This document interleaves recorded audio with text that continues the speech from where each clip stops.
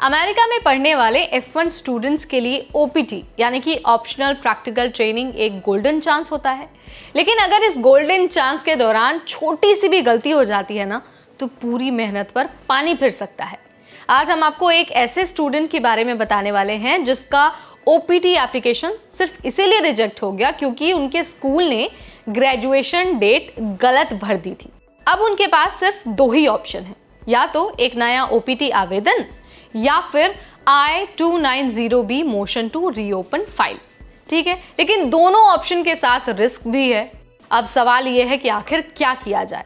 आप अगर F1 visa लेकर अमेरिका में पढ़ने की सोच रहे हैं तो ये वीडियो आपके लिए बहुत ज़रूरी है, क्योंकि एक तो हम आपको यहाँ पर बताने वाले हैं कि दोनों में से बेहतर ऑप्शन क्या है, और अगर आपका भी स्कूल या फिर जो आपका इंस्टीट्यूशन है अगर गलत जानकारी भर देता है तो आप इसके लिए क्या कर सकते हैं। हाय एवरीबॉडी, मैं हूँ नेहा आपके साथ and you are watching NBT tech add.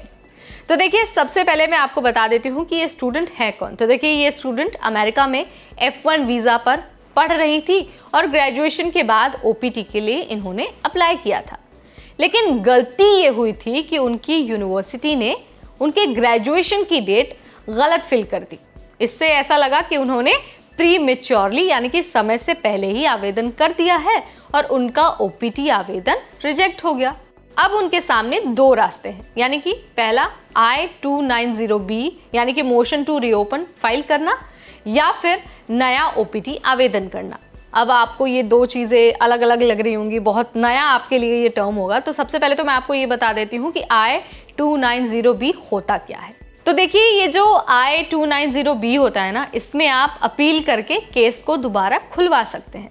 इसके अलावा जो दूसरा ऑप्शन है वो है नया OPT आवेदन।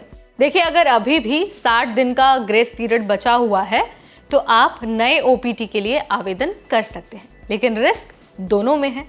I-290B मोशन टू रीओपन एक अपील प्रोसेस है जिसमें USCIS को बताया जाता है कि भाई गलती एडमिनिस्ट्रेटिव की थी, स्टूडेंट की नहीं थी।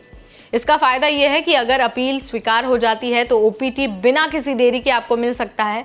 USCIS को ये प्रूफ मिलेगा कि भाई गलती तो स्कूल ने की थी, बच्चे ने तो कोई गलती की नहीं थी।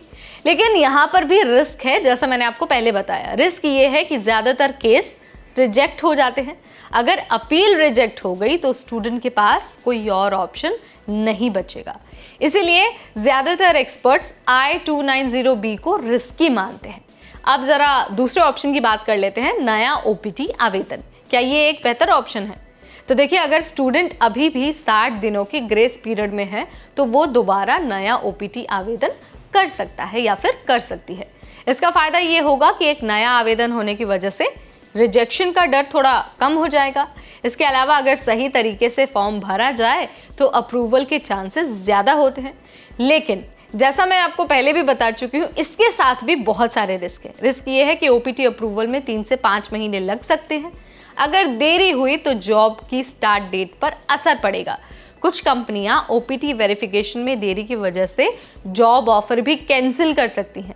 तो अगर स्टूडेंट के पास अभी भी टाइम है तो नए आवेदन का ऑप्शन कंपैरेटिवली ज़्यादा सेफ माना जाता है। अब आपको ये बता देते हैं कि भाई OPT जब इतना इम्पॉर्टेंट है तो इसके रिजेक्शन से कैसे बचना है। तो देखिए, सबसे पहले तो OPT एप्लीकेशन में आपको किसी तरह की कोई गलती नहीं करनी है। बहुत ध्यान से आपको फॉर्म भरना है, बहुत अच्छे से सारी चीज़ें चेक करनी है। चेक करना है कि ग्रेजुएशन डेट सही है या फिर नहीं है। आपको किसी और पे रिलाई नहीं करना, खुद ही आपको चेक करना है, क्योंकि ये एप्लीकेशन आपका है। इसके अलावा जो भी डॉक्यूमेंट है उस पर जो भी डेट लिखी हुई है उसको आपको क्रॉस चेक करना है, वेरीफाई करना है, ताकि जो रिजेक्शन के चांसेस है ना वो कम हो जाए। इसके अलावा स्कूल के DSO यानी कि डेजिग्नेटेड स्कूल ऑफिशियल से हर स्टेप की आपको पुष्टि करानी, यानी कि उनसे पूछना है कि भाई ये मैंने कर दिया, ये ठीक है या फिर नहीं है, इसके अलावा क्या प्रोसेस है, इसके अलावा दूसरा स्टेप्स क्या है। इसके अलावा OPT के लिए जब आप आवेदन कर रहे हैं ना तो पूरी चेकलिस्ट आपको दोबारा से देखनी है, चेक करना है कि भाई क्या क्या प्रोसेस होता है, क्योंकि छोटी सी गलती भी आप करते हैं ना तो आपका जो OPT का फॉर्म है, जो एप्लीकेशन है, वो रिजेक्ट हो सकता है। तो आपको सतर्क रहना है, स्ट्रेस फ्री रहना है और अच्छे से आपको फॉर्म भरना है ताकि रिजेक्शन के जो चांसेस है वो एकदम कम हो जाए, ज़ीरो हो जाए। ठीक है, अब आपके लिए बता देते हैं कि स्टूडेंट्स के लिए सबसे सही कदम क्या होगा। तो देखिए, स्टूडेंट के पास अगर टाइम है तो नया OPT आवेदन करना बेहतर रहेगा। I-290B फाइल करना रिस्की है क्योंकि इसमें रिजेक्शन के चांसेस ज़्यादा होते हैं।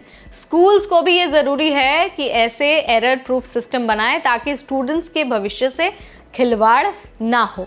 मुझे कमेंट के ज़रिए बताइए कि आपके हिसाब से स्टूडेंट को क्या करना चाहिए और किस तरह से अपनी इस सिचुएशन को हैंडल करना चाहिए।